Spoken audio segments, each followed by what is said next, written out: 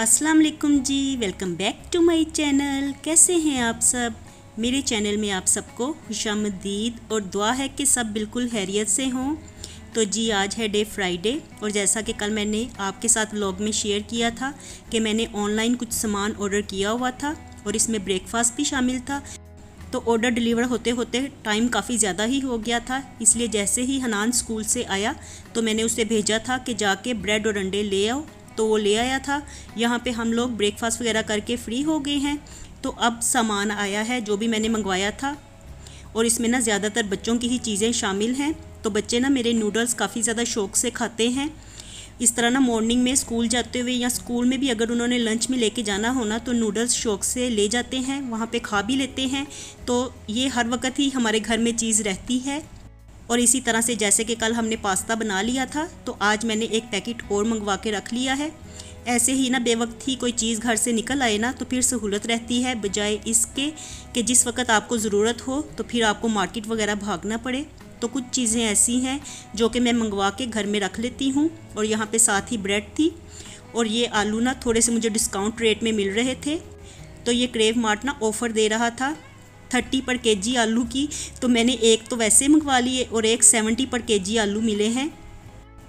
तो ये 2 किलो आलू मैंने मंगवा लिए हैं और बस यही सामान था। और ये चिप्स वगैरह तो हनान पहले जाके लेके आया था जब वो खुद ब्रेड डंडे लेने गया था। तो ब्रेड आज हमारे घर में ना 2 हो गई हैं। एक ब्रेड तो हमने ओपन करके उसका ब्रेकफास्ट वगैरह कर लिया है और ये दूसरी अब मैं फ्रिज में रख दूँगी। और ब्रेड हमारे घर में ना ख़राब वगैरह नहीं होती क्योंकि लंच बॉक्स में भी देनी होती है और वैसे भी घर आके भी बच्चे यही खाते हैं, तो इसलिए ब्रेड तो हमारी लग ही जाती है।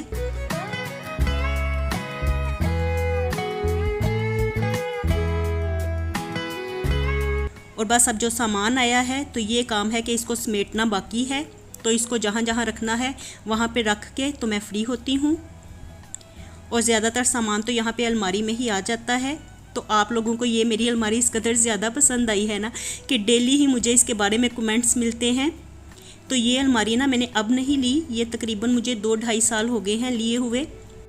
तो ये ना अलमारी पहले अम्मी वाले रूम में पड़ी होती थी, एक साइड पे पड़ी होती थी। तो हो सकता है कि व्लॉग्स में मैं इसे आपको दिखा ना पाई हूँ, तो आप सबको शायद ये लग रहा है कि ये मैंने अभी ली है। ये मैंने अभी नहीं ली, ये 2.5 साल तकरीबन हो गए हैं इसको लिए हुए। और जब अम्मी और हम सब लोग इकट्ठे मिलके रहना शुरू हुए थे ना तो ये अलमारी देख के ना फिर अम्मी ने भी अपने लिए ऐसी ही एक अलमारी मंगवाई थी जिसमें कि वो अपने डेली जो पहनने वाले कपड़े होते थे ना तो वो रखती थी। तो इस तरह की अलमारियाँ हमारे पास हैं और ये हमें मुनासिब मिली थी ना प्राइस में, तो इसलिए ही अम्मी ने भी मंगवा ली थी मेरे साथ।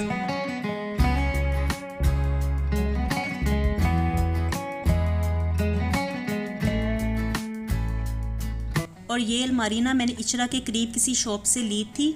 तो ऐसे ही हम लोग वहाँ से गुज़र रहे थे तो मेरी नज़र पड़ी तो मैंने ले ली थी। और फिर जब अम्मी ने भी लेना था तो फिर हम स्पेशली जाके लेके आए थे।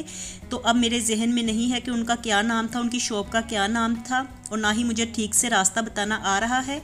और अब तो ये अलमारियाँ अक्सर ही मुझे हर शॉप में पड़ी हुई दिखाई देती हैं, तो इनको ढूंढना कोई मुश्किल काम नहीं है। अगर आप इचरा के करीब जाएंगे तो आपको ऐसी अलमारियाँ जगह जगह पे पड़ी हुई नज़र आ ही जाएंगी। तो ये काफ़ी ज़्यादा ना यूज़फुल रहती हैं चीज़ें वगैरह रखने के लिए, राशन रखने के लिए। तो इसलिए ही मैंने बाय की थी।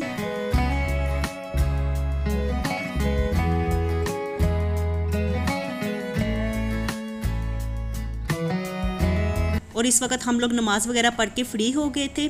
तो ये कपड़े पड़े हुए थे फोल्ड करने वाले। मैंने कल आपको बताया था ना कि आज सारा दिन कपड़े वॉश करते हुए ही निकल गया है। तो ये कपड़े ड्राई हो चुके थे तो मेरी हेल्पर ने ना बाहर से उतार के तो यहाँ पे ला के रख दिए थे। तो मैंने सोचा कि जल्दी से इसको फ़ोल्ड कर लूँ। और आज मेरी हेल्पर की बेटी भी साथ में आई हुई थी। तो उसने जब देखा ना कि मैं फ़ोल्ड कर रही हूँ तो मुझे कहने लगी कि मैं भी आपके साथ करवा दूँ। तो फिर मैंने उसे कहा कि आ जाओ करवा लो, अगर आपने वीडियो में आना है तो आ जाओ। तो फिर वो भी आ गई है मेरे साथ कपड़े फ़ोल्ड करवाने के लिए।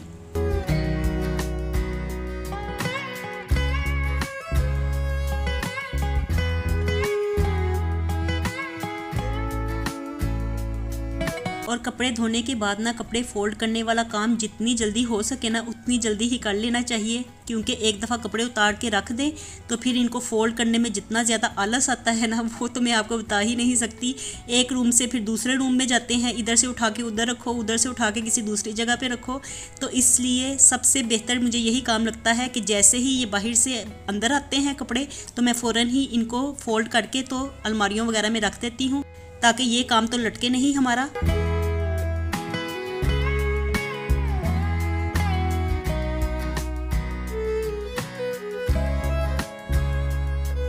और साथ साथ ना मैं अपनी हेल्पर के साथ ही बातें कर रही थी। तो ऐसे ही जब ये मॉर्निंग में आ जाती है ना तो टाइम काफ़ी अच्छा स्पेंड हो जाता है, बातें वगैरह इनके साथ करने में काफ़ी मज़ा आता है। अपने घर की भी बातें शेयर करती हैं, कुछ इधर उधर की बातें बताती हैं, तो ऐसे ही ना दिल लगा रहता है। और हनान भी ना इस वक्त नमाज़ पढ़ के तो यहीं पे ही बैठ गया है, और अभी थोड़ी देर में ही ना इनका ट्यूशन जाने का भी टाइम होने वाला है। तो मैं बस इसे यही कह रही थी कि ट्यूशन जाने की तैयारी पकड़ो, आपने ट्यूशन जाना है तो टाइम पे ही घर से निकल जाना।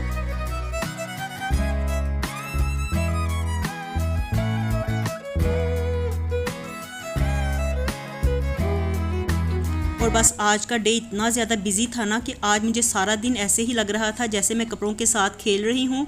तो ये जो आपको कपड़ों का मीना बाज़ार नज़र आ रहा है ना, ये सारे अरीबा के कपड़े हैं।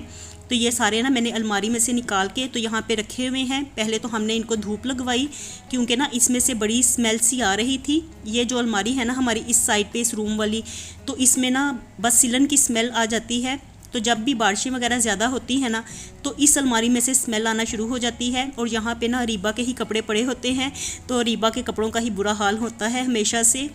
तो यहाँ से आज ये सारे कपड़े निकाले हैं। ये अलमारी आज सुबह से ही मैंने खुली छोड़ी हुई है ताकि इसको हवा वगैरह लगती रहे और इसमें से स्मेल चली जाए। और देखने में ये देखें कितनी अच्छी लगती है ना। रूम में हमारी ये काफ़ी बड़ी भी है अलमारी, लेकिन ये इस रूम की अलमारी ना स्पेशली पता नहीं बहुत ज़्यादा इसमें से सिलन की स्मेल आती है। और ये देखिए इस साइड पे ना छत भी थोड़ी सी ख़राब हो रही है। हालांकि छत पे मैंने जाके देखा तो कोई पानी वगैरह भी खड़ा नहीं था, क्योंकि लास्ट डेज़ में काफ़ी ज़्यादा बारिशें हुई है ना। तो मैं यही सोच रही थी कि शायद छत पे कोई पानी वगैरह खड़ा है, लेकिन वहाँ कुछ भी नहीं है। तो हमारे घर की यहाँ से बैक साइड पे ना कोई घर वगैरह नहीं है, तो मेरे ख्याल में जो डायरेक्ट बारिश का पानी वहाँ पे पड़ता है तो उस वजह से शायद नमी अंदर आ जाती है, पता नहीं। ये तो भी फ़िलहाल काफ़ी मसला दे रही है। और पहले ना इस रूम में मेरा देवर रहता था, तो मैं उनसे भी अक्सर बात करती हूँ कि क्या आपके होते हुए भी इसी तरह से ही अलमारी में से स्मेल वगैरह आती थी। तो वो यही कहते थे कि ये मसला इसमें है, इसलिए उन्होंने एक सेपरेट अलमारी रखी हुई थी कपड़े वगैरह रखने के लिए।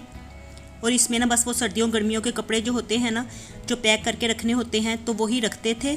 तो ये मुझे लगता है इस घर में, इस अलमारी में कोई प्रॉब्लम है।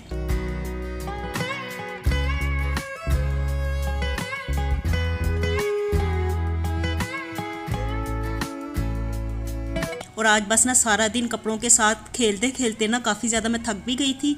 और कपड़ों का काम ख़त्म करने के बाद ना फिर मैंने वीडियो की वॉइस ओवर वगैरह की, और उसमें भी मुझे काफ़ी ज़्यादा ना थकन हो गई, क्योंकि वॉइस ओवर करते हुए भी टाइम तकरीबन 1-1.5 घंटा तो लग ही जाता है। तो इसलिए कपड़े फोल्ड करते करते पहले ही मैं थकी हुई थी, और उसके बाद फिर वॉइस ओवर वगैरह की। और अभी ना मैं वॉइस ओवर करके फ्री हुई थी तो मैं सीधा किचन में आई। पहले तो मैंने मसर बनने के लिए रखे, हमारे पास चावल बॉईल किए हुए पड़े हुए थे, तो मैंने सोचा कि उसी के साथ फिर मसर वगैरह बना लेते हैं। वैसे भी मुर्तज़ा को ना काफ़ी ज़्यादा पसंद है मसर, तो वो ही कहने लगा कि मसर ही आज पका लें, साथ में चावल बना लें। फिर मुझे याद आया कि चावल तो पहले ही पड़े हुए हैं।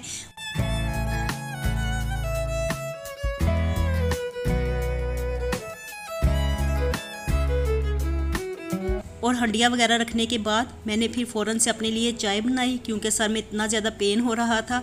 और आपको मेरी शक्ल से भी लग रहा होगा कि आज मैं बिल्कुल थकी हुई हूँ। तो बस थोड़ी सी चाय मैंने बना ली है, और इस वक्त ना मुझे भूख भी लग गई थी। तो एक ब्रेड का स्लाइस मैंने टोस्ट किया है, इसके ऊपर मायो वगैरह लगा के तो मैं खा लूँगी।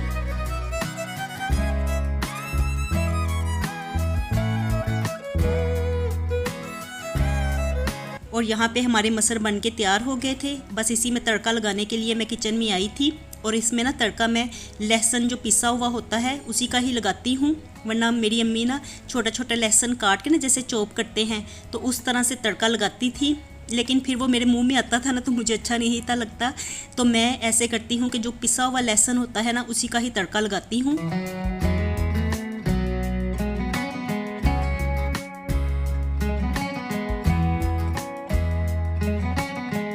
और ये जो फ्राई पैन है ना लंबे हैंडल वाला, तो ये मेरी अम्मी का है। ये मेरी अम्मी के घर से आया था, तो ये मेरी अम्मी को इतना ज़्यादा पसंद था ना कि अम्मी इसमें अक्सर अपने लिए चाय बना लिया करती थी। जब वो अपने घर में रहती थी ना, तो जब उन्होंने 1 कप ही वो उन्होंने बनाना होता था, तो वो इसी में ही चाय बनाती थी। और यहाँ पे भी ना अक्सर अम्मी याद करती थी, और जब भी अम्मी ने यहाँ पे भी अपने लिए कभी चाय बनानी होती थी ना, तो इसी में ही बनाती थी।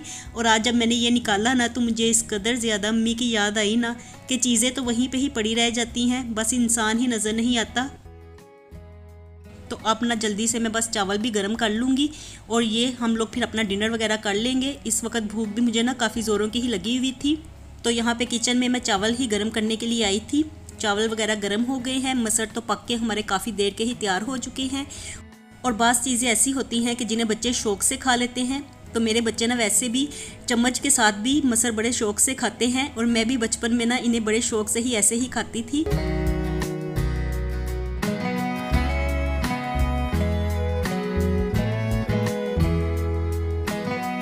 और देखिए काफ़ी ज़्यादा ही चावल आज हमारे पास पड़े हुए थे, तो इसलिए चावल पकाने की कोई ज़रूरत हमें पड़ी ही नहीं। और जैसा कि आप सबको पता है कि अक्टूबर का मंथ स्टार्ट हो गया है।